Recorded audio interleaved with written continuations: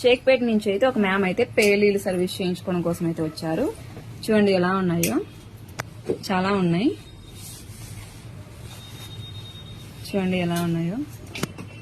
ఇలా పేలీలు కనుక మీకు కూడా ఉంటే గన ఈ సర్వీస్ చేయించుకోవచ్చండి. మా దగ్గర అయితే అవైలబుల్ గా ఉంది.